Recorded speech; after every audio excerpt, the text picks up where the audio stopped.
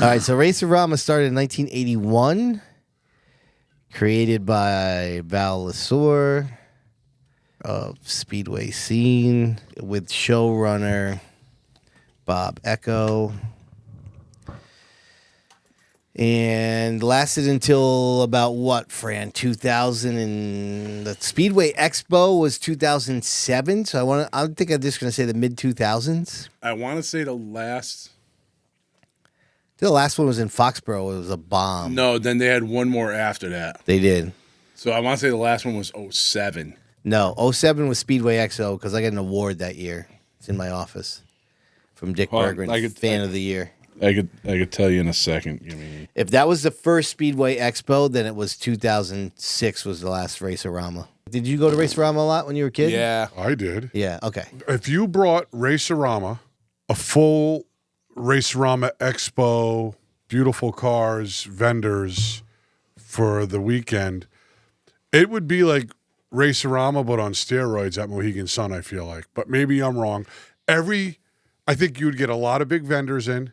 Yeah. From LaJoy all the way up and down. And I think people are dying to go to the casino and to go to a racing show in February, at the end of February, before Speed Weeks, would be huge. I mean, my only thing with Racearama is, and I was going to do a doc on Racearama, I just don't think there was enough to do a doc. But to me, the internet is what ruined Racearama. I was just going to say like when you were a kid, you wanted to go see the cars, you wanted to get schedules, you wanted to maybe see some new apparel. I mean, listen, you see all that on social media what's his name has that show?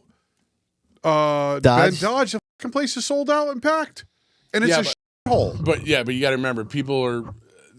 I mean, that's more that's like a flea market. A swap. It's like an indoor. It is, but they have new vendors there. The place is sold out. I mean, I would listen. The tracks can't stand going to those things anymore. No.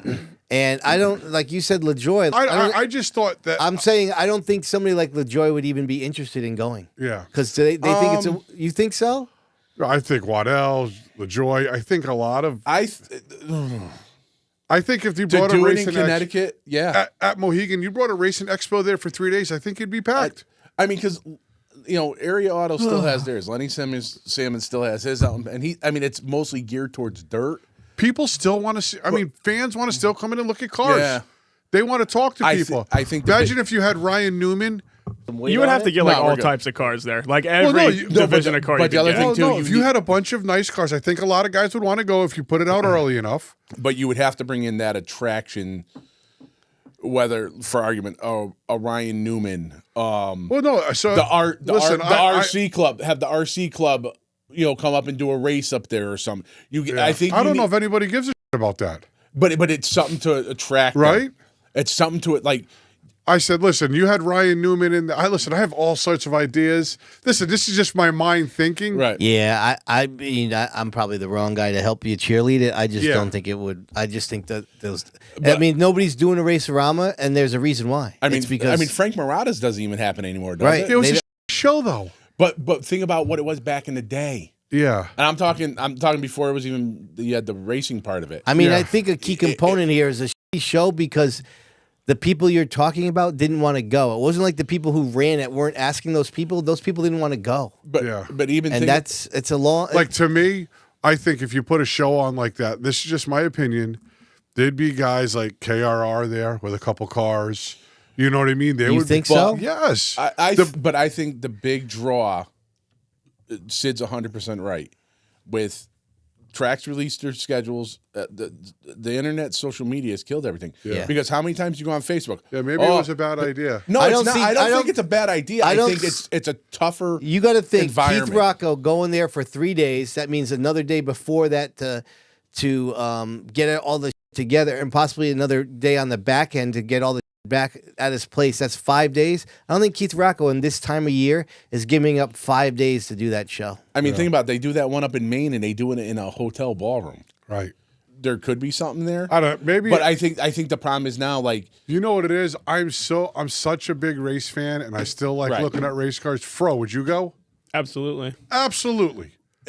I think there's there is a lot of people like Fro and myself, and then there's the average person that would go because it's at Mohegan. Well, that's what I'm saying. That's why I think it would work. But if you get it at Mohegan, like, dude, people are going to be walking by there's race cars here. I think the draw, what made Racearama, was the fact, like Sid said, you'd go, you get the schedules, you'd go see the new paint schemes, but then you'd see racing people that you only saw at the track during the summer. You know what I'm saying? Whereas now, the internet, social media, I could reach out to Sid anytime I want. Yeah. You know, even the fact of having cell phones now. Yeah. I could pick up the phone and call him. You know, to me, there's still nothing quite like walking up and seeing that beautiful modified. Yeah, I mean, right pictures there. don't compare. There's still something to be said for that. I think it could be viable. I wouldn't poo-poo it totally. Yeah. But I think you have to, like, and I don't know the answer to it. You have to have a certain. So I have a question for you then. Everything. Everything's got to be a certain way. If you're going to go on that same level, so I'm just playing devil's advocate. Why does a show like a tattoo convention?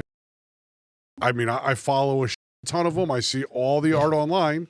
I see just about everything online. But they go in there and do a show every year and make a killing. I don't know. I just right. Racing, it's the same thing. I mean, let's face it, you should know of anyone. Racing fans are the most difficult fans. Yeah. You know, everything's great. It's great. When it sucks, they want to burn the place down. Yeah, they suck. So people suck. And like I said, you would maybe have a 3-year window. Yeah. Where, oh my God, you got to go next year. Oh my God. And then now you have that bar set, and the second you drop below that, you're going to get hammered. Yeah, I went to Diego's show. That thing sucked. Yeah. You know, so like it's because even like the last time I went to the area auto show was. That's the one up in Maine? No, that's the one in Pennsylvania. Oh, okay. Me and my brother had gone down, and it was half the building it was. Yeah. But then what they did was they made the booths bigger and stuff. Yeah. So, like, even then, and then what's one of the big draws they have there? They have the Miss Motorsports contest.